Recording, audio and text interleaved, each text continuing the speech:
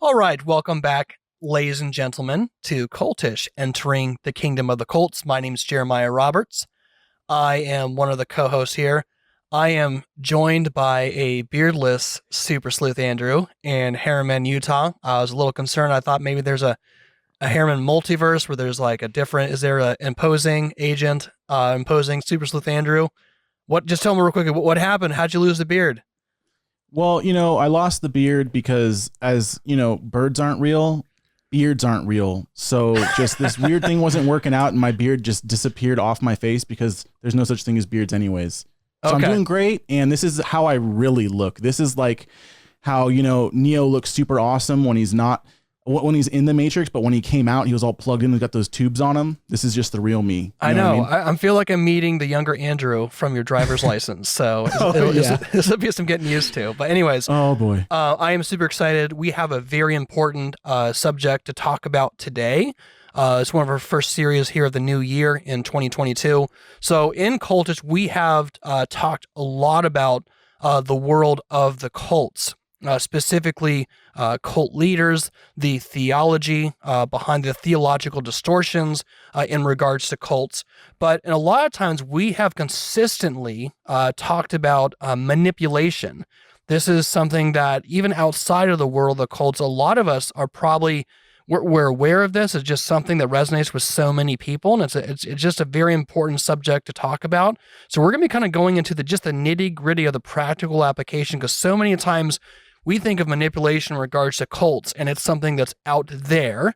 But in reality, it's something that's in so much closer proximity to us. But before we introduce our guests, also, we have Stan with us from Apologia Church. How are you, man? Hey, I'm doing great. I got to the studio. I got to leave my job early. So I'm a teacher, and the kids were doing state testing today. So I just left them with the sub, and I was hoping everything would be just fine. And I was like, you know what? Awesome. Excellent. And so I'm glad that you're on with us today, because this is, you have a lot of interest in this subject at hand. And as we unravel the podcast, people will see why you took time out of your day after a long day of work to come over here and be part of this conversation. So I'm looking forward to that. So our guest today is Michael Foster. Mike, how are you? Doing great, guys. Glad to be here. Awesome. So just real quick, can you just tell everyone just a little bit about yourself and why is this a passion topic? This issue of not only just manipulation, but tactics of manipulation or tactics of manipulators. It's kind of multifaceted, but just tell us a little bit about yourself and your passion for the subject that we're going to talk about. Sure. I'm a pastor. I pastor a church in Batavia, Ohio, right outside of Cincinnati, Ohio. Our church is about a year old, but I've been in the ministry the bulk of my adult life. And I'm married with 7 kids, 4 boys, 3 girls. We live on a small farm. I got into researching masculinity a couple of years ago and wrote a book that got published by Canon Press called It's Good to Be a Man. And we did a podcast that's like kind of still alive. We do an episode every once in a while. But and in researching masculinity, I started to look at these kind of online gurus that these men were going after, surrounding, listening to all their podcasts, reading all their books, buying like $100 manuals on how to be a man or whatever, little PDFs. Actually, they're like 50 pages. They're paying like $100 for it, and got interested in why these guys were going to these kind of guru type guys. And then as I did that, I saw a lot of the tendencies in these online gurus actually in the leadership of many churches. Like I said, I've been in the ministry in one way or another since I've been about 18 years old. I was a junior high youth pastor, a church planter twice now, associate pastor, and now senior pastor. And just because of peers in the ministry, you hear these stories about these interactions they deal with, elders boards or a particular elder. And then as people coming out of your church, joining your church, transferring, you hear these stories as well. And a lot of times you can kind of view those through the lens of people always being victims. Right. And playing out like every little negative thing ever, they exaggerate it into some terrible spiritual abuse and spiritual trauma. And on the flip side, you can read it through the lens also, or like alongside that, actually, the lens of people just hating authority, and anyone that tells them anything that offends them, they overreact to and call it abuse. But after a while, you start to see trends and say, you know what? While some of that, it's kind of like racism. Like a lot of people saying things are racist, they're not actually racist, but there is real racism, right? And there's a lot of things that people call spiritual abuse, which is actually this faithful Christianity, rebuking them, telling them to repent of their sins, pursue holiness, to love God, to make no provision for the flesh, all that sort of stuff. But then there are things that fall into a category of abuse, in that it is an abuse of authority. Like authority, all authority is delegated by God to be used for his purpose in his way. And when you go outside the limits of your authority, then you're moving into into something that's not good, that's not godly, and I think could rightly be called an abuse. You know, I was thinking about how to frame this for a podcast that's on cults. And here's how I would do it. This is from the Westminster Confession. And even this is a part that us Credo Baptists and Paedo Baptists can agree on. It says the purest churches under heaven are subject both to mixture and error, and some have so degenerated as to become no churches of Christ, but synagogues of Satan. Nevertheless, there shall always be a church on earth to worship God according to his will. So what it's saying is that all churches have a mixture of error and truth in it. And some are so bad, they're not churches at all, right? So there's churches that are more pure and less pure, and this kind of improper way of exercising lawful authority that can be called abuse exists in an extreme form in cults, right? Yeah. But it's still in seed form present, like all sins are in any church. And so all of us have this in our church. It doesn't mean that the church necessarily is when you should leave. It doesn't mean that the pastor is evil and a cult leader, but there's a spectrum in which these things exist on, and they can get worse and worse and worse to the place where you're dealing with something that maybe it's not a JW or a Mormon or whatever, but it is become functionally now a cult.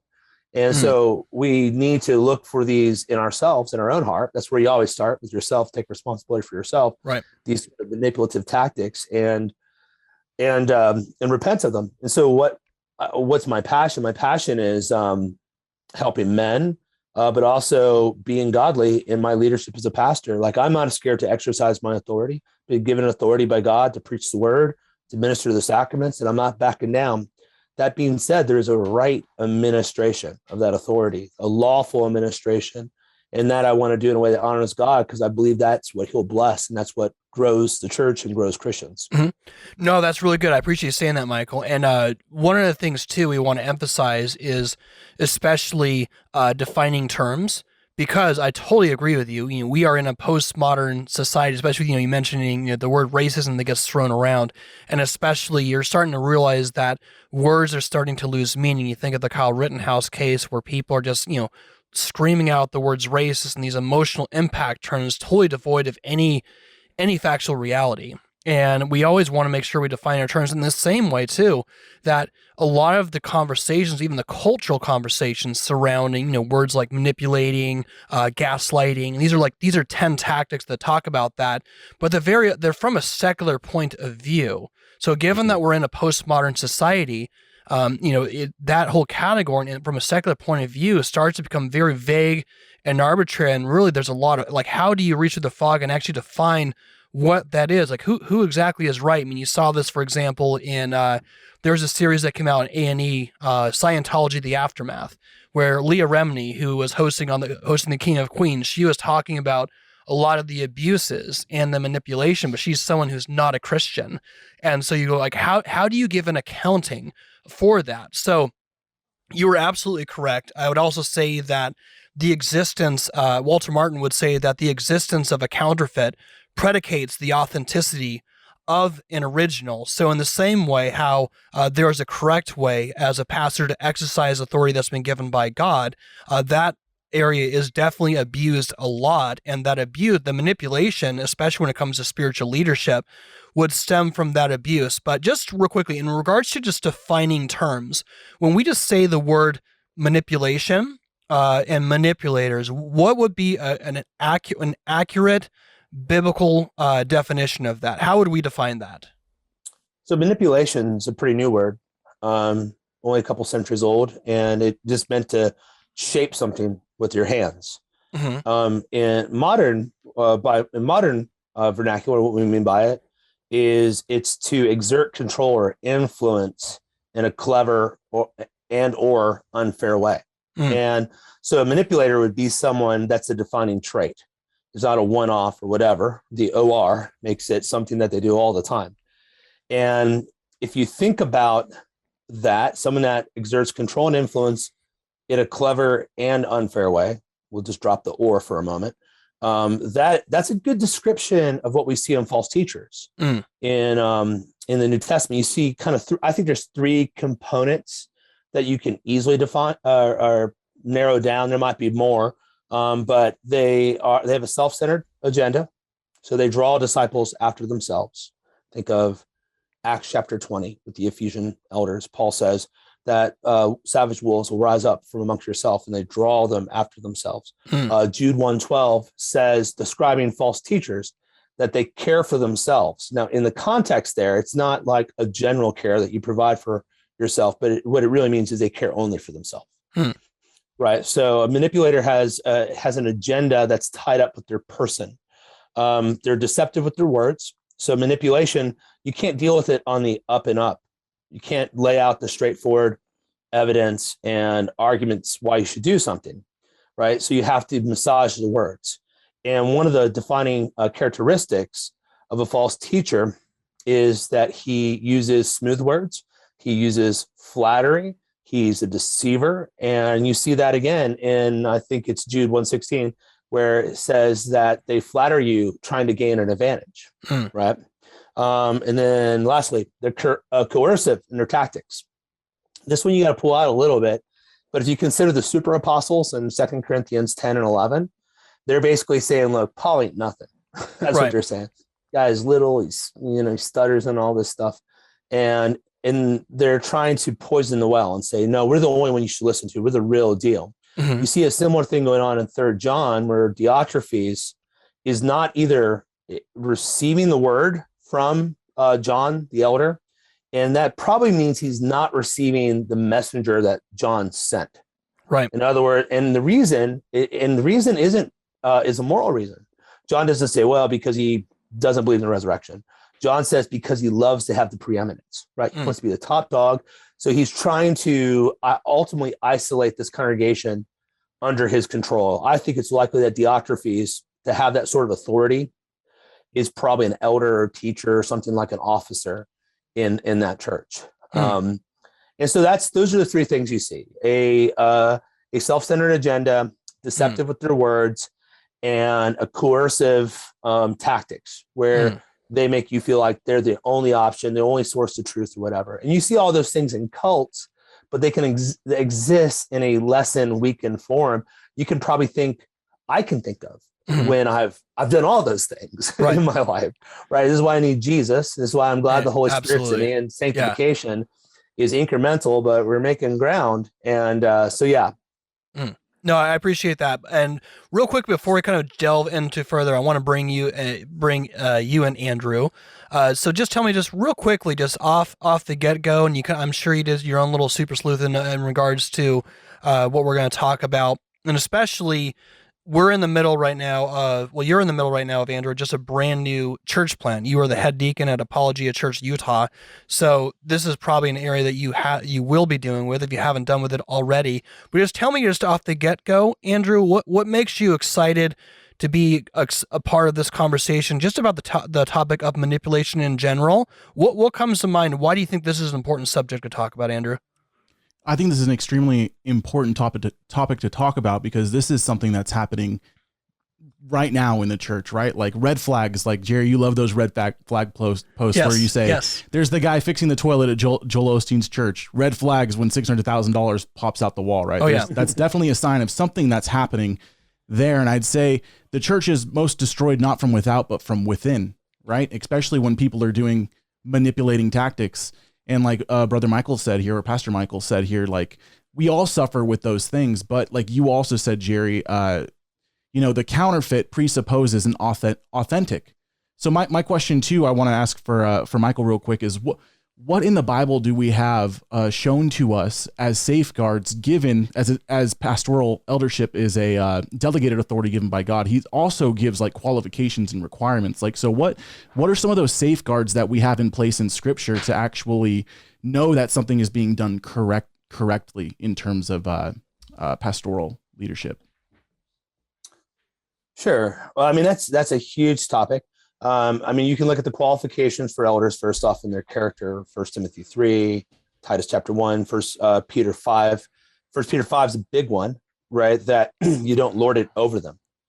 And so you can look at the sort of the characteristics of their life, their household, that these men are. That's what I saw in the online stuff with masculinity, is that these guys were able to posture a sort of way of being that was not congruent with their actual reality. And that's, they need to go through testing. So one question is, with any leader in a church, where did they get this authority from? Did they just bring it to themselves? You know, who do they answer to? Have they answered to anyone before in their entire life? You know, I was thinking about, what did Driscoll do wrong? Right. Yeah. So at the time of this recording, they just finished the Rise and Fall of Mars Hill podcast. And man, the last episode was pretty weak. There was obviously a liberal agenda through all of them. Yeah. But I think the issue of manipulation and the issue of leadership structural issues and all that's there. And part of what I saw that I think went wrong with Driscoll, it really was like kind of two main things. One is that he never was accountable to anybody else, really, when we get right down to it. Mm-hmm. And the second thing was he started to see himself as the national platform, not accountable to his local community. And you can kind of trace everything to those two things. And they actually identify that, I think, correctly. Yeah. In that podcast. You know, there's a lot of things wrong about that podcast, but there is, you know, epidemic of narcissistic sort of leaders going on. And so what does the Bible say? Well, number one, we just ordained 3 elders this week at our church, and I was installed. So I was sent out as a church planner from a mother church. Mm. And then I was given certain authority to gather a congregation, to serve the sacraments, and to start to raise up leaders. But I didn't raise up all the leaders on my own. They had to answer to someone else in my denomination, the CREC. And so when these people are appointed, they're appointed by other elders. And so that's, you know, even if you're an independent church, you don't agree with Presbyterianism, you still want to know that these men, often Baptists will put together associations or whatever. And I think that's a good practice, that there's outside people that look at these people. You know, it's always good to have you date before you put a ring on it. And you need to go through that process with churches. And so have they been tested and made sure they have those qualifications? That's where I would start. Mm. And so with Driscoll, what do you have? You have a guy who just started a church because he wanted to, and then he went out to get money. Mm. And that's what he said. I mean, those are his words, and that's part of the narrative. And should it surprise us that someone as talented with such a drive and engine as a guy like that wasn't accountable to anyone blew up? You know, yeah. I left X29 in 2007 because I told my wife, I said, man, Driscoll's angry and he's a powder keg and he's going to explode and I don't want to be part of it. Mm. Now, I didn't know it was going to go down the way it did. Like, that was pretty surprising, to be honest. But I think we can look at him, and instead of like, he's a cautionary tale for anyone, especially guys like, you know, like you guys have this podcast, and that brings a lot of influence and kind of fanfare. If you guys are anything like me, you get emails where people are pouring their heart out and asking for help. Right. Yep. And if you're not anchored to your local community and have the right things, there's a lot of potential to let it go to your head and take advantage of people. And in a social media age and in a disembodied internet age, we have to be very careful about letting this stuff go to our head. So have you been trained by people that know you? And have you actually gone through all these steps? That's a good starting spot. No, that's really good. And I definitely appreciate you saying that. We did a podcast a couple of probably like a month or two back, kind of reviewing the podcast, a lot of aspects of I do agree they did call some balls, and we called balls and strikes on the podcast where they got right and where they fell short. And I think even the areas where they did where they called it for what it was. They did point out the spirit, the aspects of the spiritual abuse and kind of that narcissistic headship, the abuse of authority. They didn't give an ultimate point of reference, and it's not surprising given or a solution, right? Right. You listen to that whole podcast that, I was thinking about, like, there is no compelling answer. Right. And it's like, this is all bad. All these people got hurt. We shouldn't do this. All right. What should we do? Exactly. Like, repentance is to turn from one thing to another. Like, so in other words, what you walk away with, the real narrative is authority is bad, and especially patriarchal male authority. Right. Exactly. That's the undernote. You have when you spray cologne on, there's the first smell you have, and then your body chemistry kills that. And you're left with another smell like 30, 40 minutes later.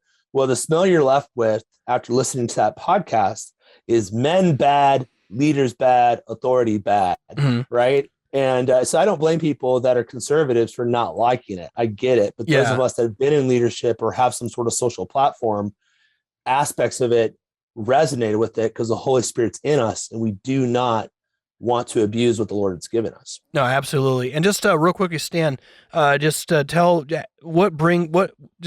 everyone, like, what is it about this subject? Like, what intrigues you about the subject of manipulation? Just real quickly before we move forward. Yeah. So I actually had a situation or experience where I was dealing with manipulation from church leadership. So after I completed high school and I moved down to college, I was living in Missouri at the time. I joined a Southern Baptist Convention church that was Calvinist, and they had an amazing teaching pastor from the pulpit. I mean, every single Sunday he was preaching straight fire, and everybody really looked up to him and thought he was amazing, and nobody ever thought that he could do any wrong. I mean, this guy seemed to be super solid. But then back, it was around December 2018, he randomly disappeared and started giving excuses on why he wasn't showing up to the church, saying that a family member was ill and he had some other things to take care of. And then that kept on happening for a few months. And then he ended up showing back up to the church a few months later, and he ended up coming before the church at the end of service, sharing that he committed adultery and that he was stepping down from his position, that he was no longer qualified to be a pastor. And at the time, he held the position that once you are disqualified biblically from being a pastor, that you can no longer then, like, you can't become qualified again, that is it. You can't go into that position anymore. So after he came before the church and admitted his sin, he started going through counseling with the other elders of the church. And around that time, he started sending out some very weird emails to some of the members of the church, not to the entire church, but to some members, trying to explain his side of things. And with the other elders of the church trying to say that they were not listening to him, that they were trying to take advantage of him and put him on full blast, instead of trying to deal with his sin correctly. And just a whole bunch of craziness came out of this, not only just including the emails, but he ended up being excommunicated from the church because of his ongoing sin. He also ended up creating a Facebook page against the church and the elders there, as well as a slander website for the church, and was sending it out. And it was just absolutely awful. I remember for a time period, my name as well as some other people's names were on the website as well. But we were able to have some of those names taken down because of some work from some lawyers. But so I've been very deep into it. Yeah. And your situation is just indicative of that. And in fact, anytime, Michael, we've ever posted anything, especially in regards to any level of spiritual abuse, I mean, we end up with a post with hundreds of comments. So, I mean, what we're talking about is just indicative of, on the receiving end of both men and women who have received the spiritual abuse. And even when it comes to authority, I mean, it's not just men who are doing this. There's also women in positions of authority who are perfectly capable and perpetrate these tactics of manipulation. So regardless of who you are, whether you're a man or a woman, these are tactics that you need to be wary of. And also, before you jump forward, is that I would just say too that Walter Martin did have a statement in one of his earlier lectures where he talked about how the cults are the unpaid bills of the church. That every single counterfeit of Christianity, especially in the 1800s, they all on some level came out of the church, and the church was not there to confront it and to quell it and to deal with that. And so a lot of the groups like Mormonism and Christian Science and a lot of those things are where they are today because the church didn't handle it properly. And I think especially, we're all passionate about we're Christians. We need to confront the kingdom of the cults with the gospel. But I think in honesty, there is a level almost applying, a real practical application of Matthew 7, where it talks about, taking the plank out of our own eye. So if we have to look at ourselves and look in house and say, how can we as a church make sure we're not practicing these tactics? And especially because most cultists, when they come to Christ and they come out of the cults, a lot of them are hesitant to get plugged into a healthy church because they've experienced so much abuse. So we need to make sure that we take accountability and take ownership for the ways in which we have and ways we're capable of failing and even practicing these tactics of manipulators so we can be a safe haven. Do you have any thoughts on that real quickly, Michael, before we jump? I do actually. Yeah. I have quite a few. One is, I'm willing to predict with relative certainty that we're about to experience another explosion in cults, not unlike you had coming out of the Burnover district, right? Back in the day. Yeah. I think the social setting is ripe for it. I think the breakdown in the family makes people vulnerable to the offer of a family replacement. And the church is not a replacement for your family. Okay. The natural family is God's design. The church is a spiritual family. They're similar. They overlap in lots of ways, but I'm not my people's dad. I have fatherly duties as a pastor. A father exercises authority, cares for people in his family. And there's a sense in which a pastor does that, but it's still not a one-for-one thing, right? Yeah. And I think we're going to see a ton of that moving forward. Another way I'll demonstrate just how bad this is that the pandemic revealed how messed up we are in the way we lead people. What I noticed what happened in the pandemic, so my church has grown rapidly through the pandemic. We went from 0 to 200 plus members. I got 40 baptisms to do in January and February. It's getting nuts. And I heard everyone's stories as they came through here, and I was watching these large churches around my town kind of implode, these EV free churches that 10, 15 years ago were fantastic churches, right? I mean, they're as churches go, they're really good. They taught the Bible. They're kind of like soft complementarian, but still good churches you could send your friend to if you couldn't find like some really reformed church or whatever.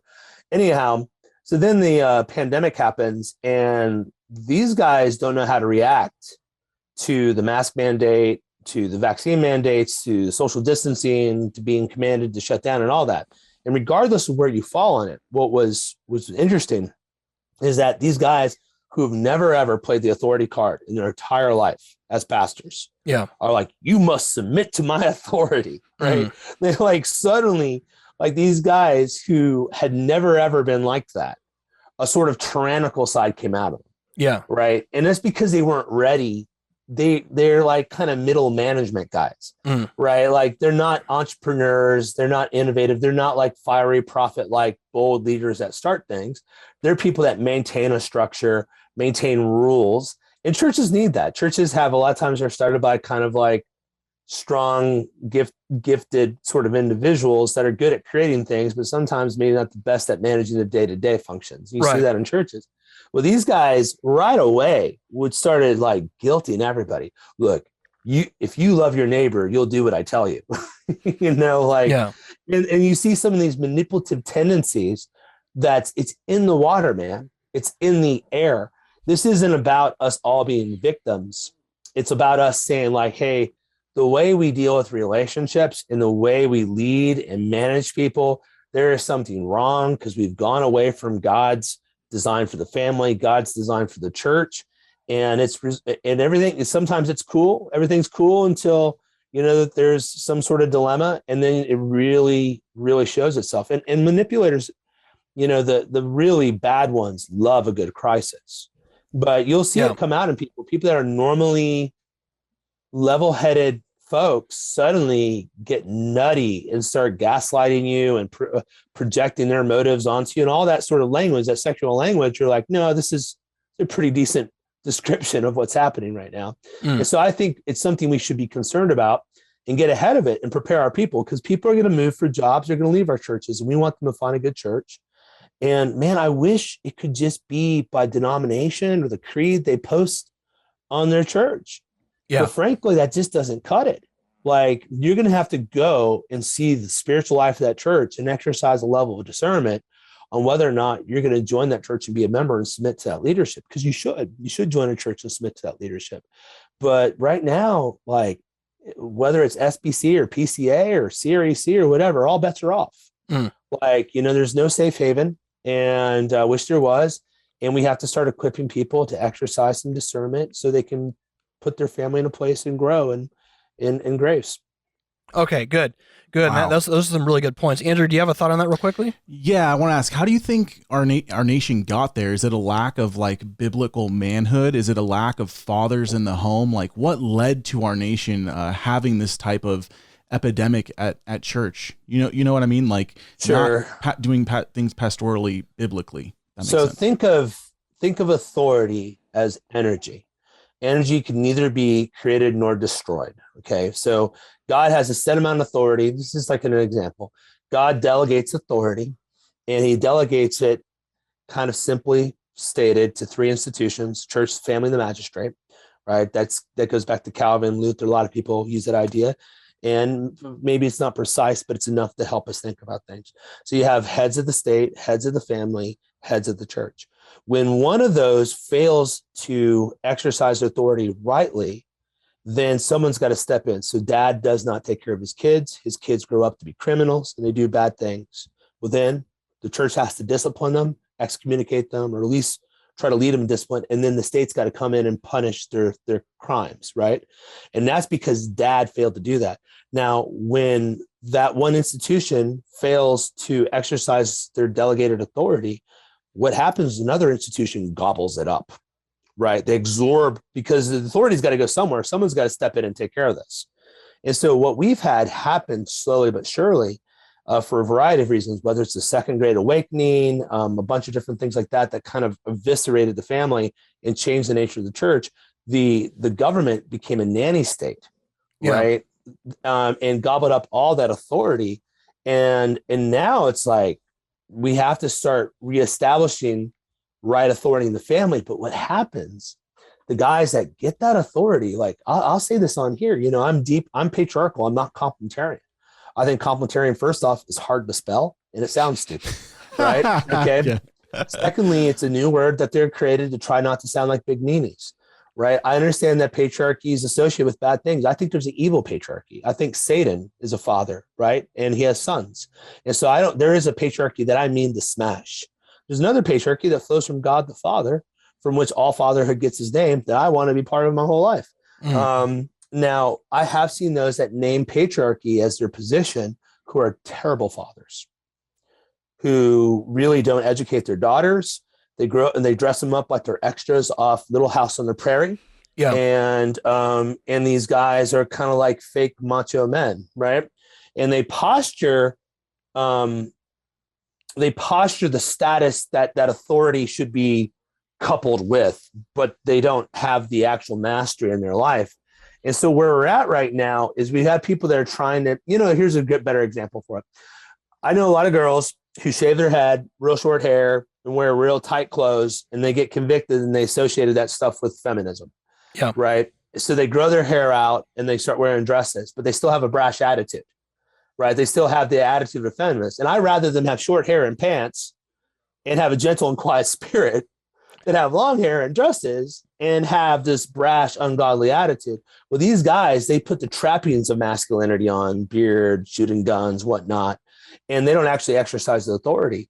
And so now we're like in this weird corrective, like the authority balance is all off in between the institutions, and we're in the rubble. And this is it's gonna take a little while to, this is a big ball of Christmas lights all wound up and pulling this thing out. It's gonna take a lot of us working together. And if you want to, if you go to the spiritual abuse sounding boards, there's a bunch of whiny victims, and not all of them are telling the truth. But I've read some, and I actually figured out I knew those girls, and I'm like, you know what?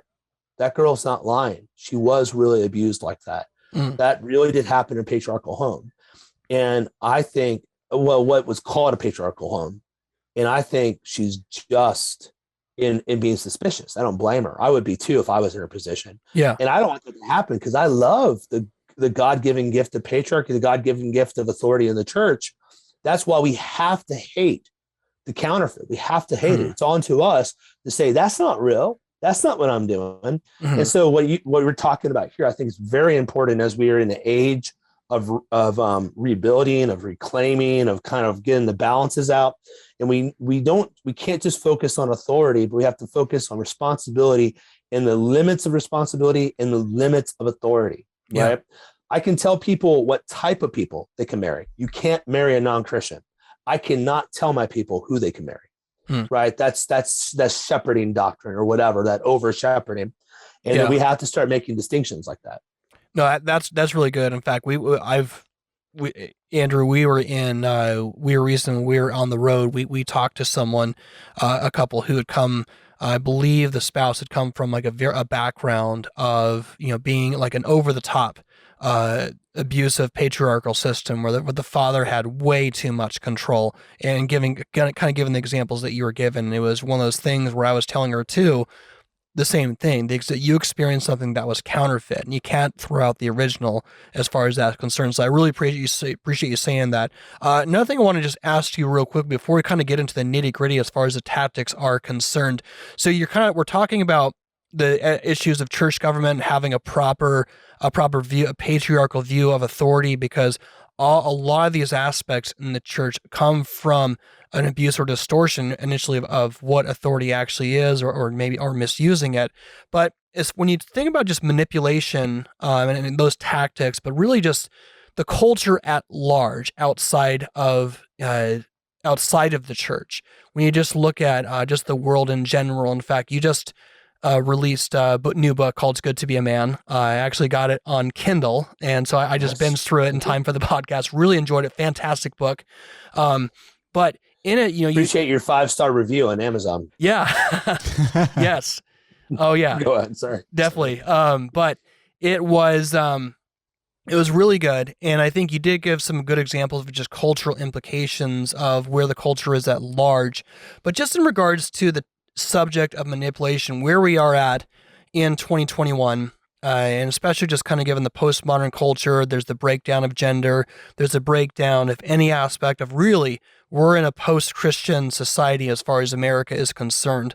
But what is about this, the culture at large, that makes really a precipice for manipulation, just kind of given people's, just the zeitgeist of the age? Like, what is it about the culture that would make manipulation such a potential tactic to be in all of us?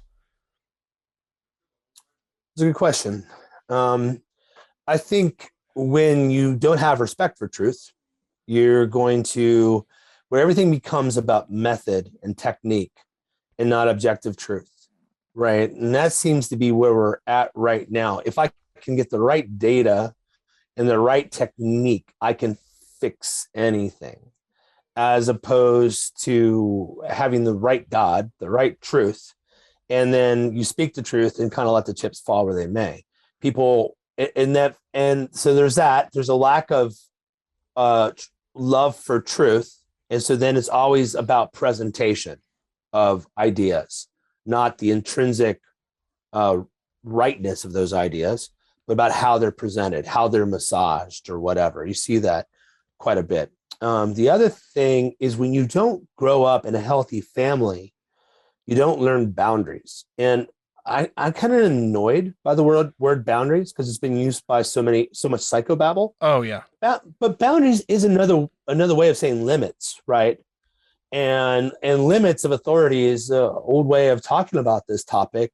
Whether you're going to go look at like Charles Hodge's exposition on the fifth commandment of systematic theology, or in the larger catechism's exposition on the fifth commandment, which is obey your father and mother, or honor your father and mother.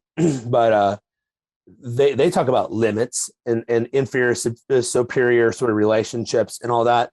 And so when you don't know how to manage relationships in a healthy way, that leads to the sort of manipulation. Like even the way that parents like discipline kids is very manipulative.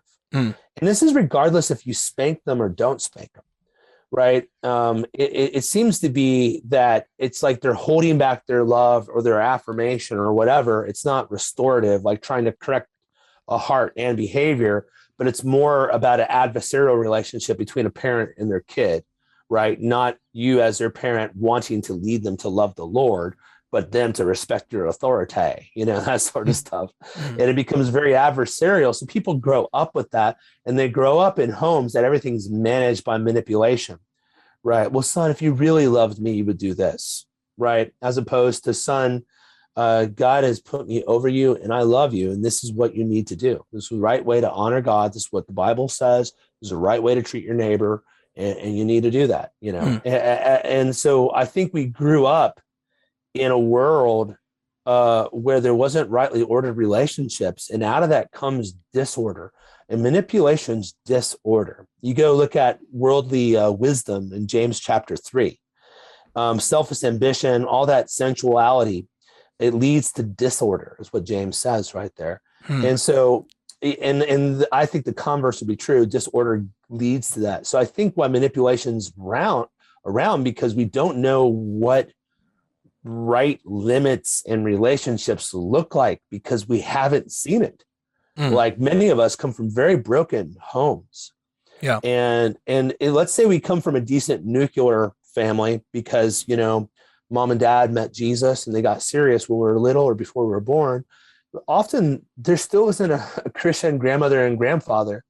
And when the Bible talks about family, like one way you can understand the biblical household is looking at 1 Timothy chapter 5, where it's talking about our responsibility to take care of our family. Well, who are they talking about? They're not talking about your kids and wives. They're talking about like widows. So we're talking about like these are sons taking care of their mom. And so the family in scripture is an extended family. Very few of us have an extended Christian family. So we're kind of like trying to figure this stuff out. So I think manipulation is just happens when there's not right understanding of identity and roles and responsibilities. And I think you learn that stuff in the household. And that's why if someone wants to be an elder in the church, he must manage his own household well. Because if he can't take care of that, how's he going to take care of the church? And that's something we don't even focus on. We think that just means his kids like sit quietly during worship service, right? That's not what that meant in the first century. Not what it meant at all. It was much richer than that. And so that's why I think we see so much manipulation, so much using kind of crazy emotional leverage to get people to do things. I mean, how many pastors deal with conflict? This isn't in my tactics post, but I know so many pastors that get mad at some guy. If I'm mad at you, here's what's going to happen. I'm going to call you up and say, hey, I'm mad about this thing. What's going on? Right? That's how it's going to happen. But I know a lot of guys are like I know some people, it's like their Sunday sermon. I know some people that do things like yada, yada, yada, and they're talking about you. They haven't talked to you, and now you are an illustration in their sermon. And this is how they're dealing with the conflict that they have with you. Like very passive aggressive. Very passive aggressive because they don't know how to deal with conflict. And you learn how to deal with conflict by watching your dad and other men argue it out and not beat the crap out of each other. Right? Learn to like disagree. And people, I think a lot of people out here that are like the heresy hunters, I think they hate conflict. I think they want to stomp fire out. Everyone thinks they're looking for it. I think they don't know how to deal with tension in life. When you have to have this sort of dad or father figure or other men in your life that show you how to deal with disagreements, like, the surprise meeting sort of thing, like where you lead people into a meeting and then you like jump on them and let them know all the things you're mad about. The way I deal with that is I call someone up and say, I'm concerned about your marriage. Here's why. Can we get together and talk? I don't want them thinking for 5 days, I wonder what Michael's thinking about. And like building up this, like getting all anxious coming into a meeting. I want them to know exactly. Because then if they don't show up, then like, well, then it's probably worse than I thought it was. But at least, so these guys haven't been taught how to deal with conflict. And so they manipulate because it's all they know, I think. So that's why, I don't want to give too much on where you're going to go in the show. That's why I don't think all manipulators even know they're doing it. Right. right? It's not like, it's not super strategic. It's more like if I hit your knee with a little hammer, your foot kicks. Every It's action, there's a reaction, a basically. reaction. Yeah, exactly.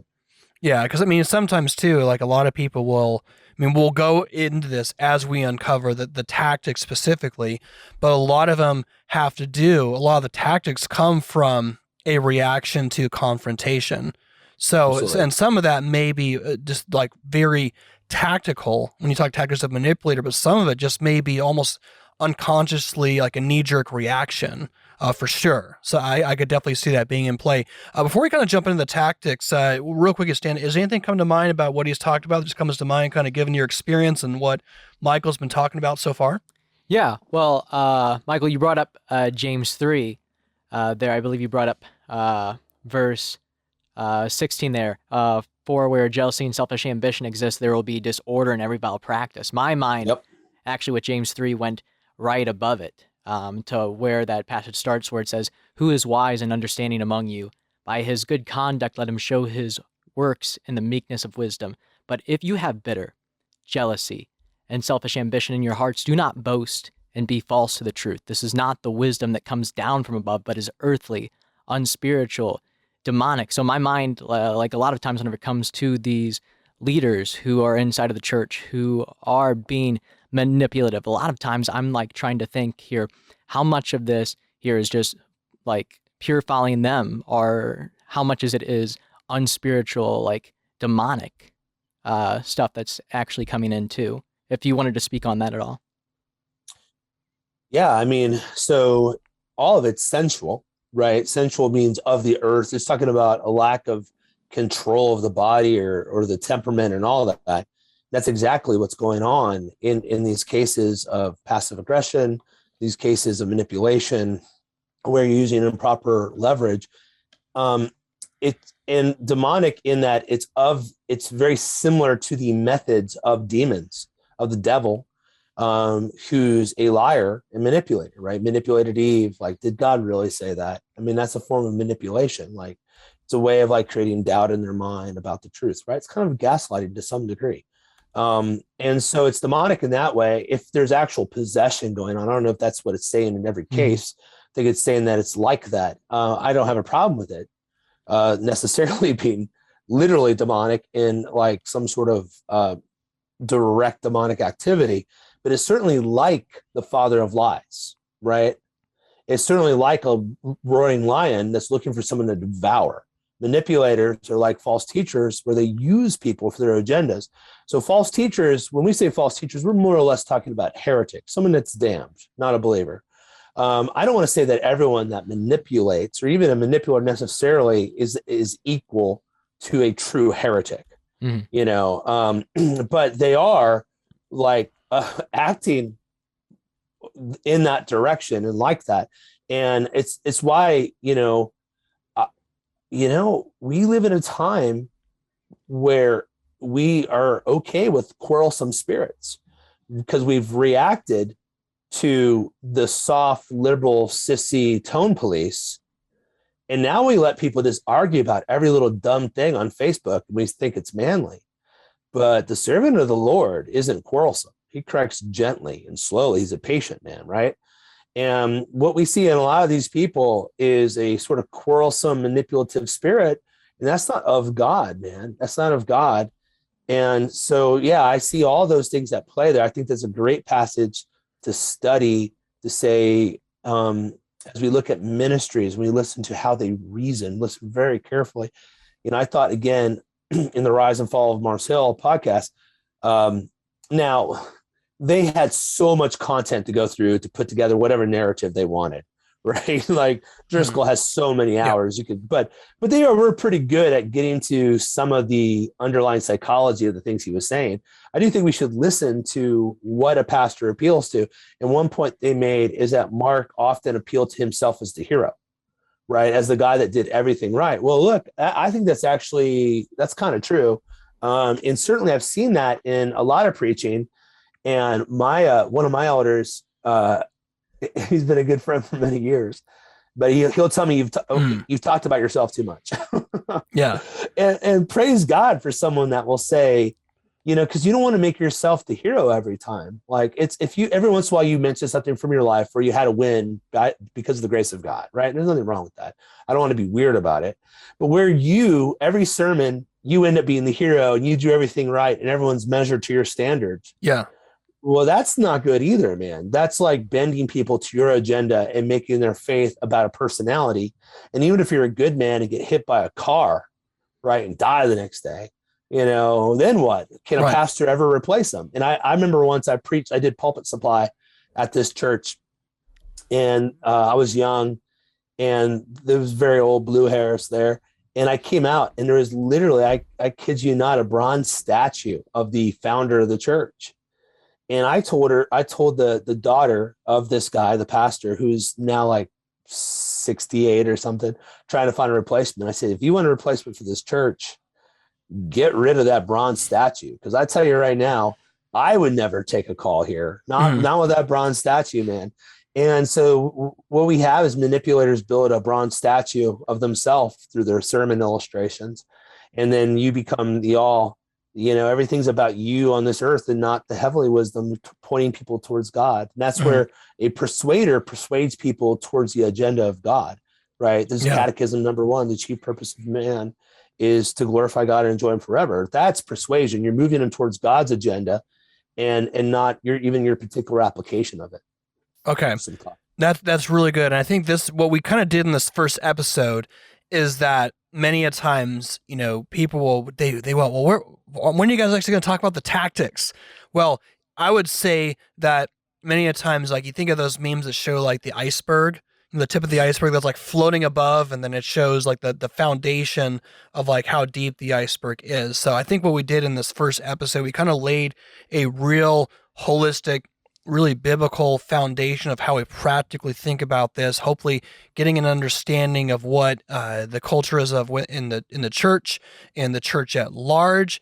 And then what we're going to do in the second episode, we're actually going to go into the tactics. So we're going to leave a little bit of a cliffhanger, but next week, if you hang around, we're going to go deep into the tactics of manipulators, understanding how people manipulate and actually how to deal with it and how to address it. So thank you guys for listening, and we will talk to you guys next time on Cultish, where we enter into the kingdom of the cults. Talk to you guys soon.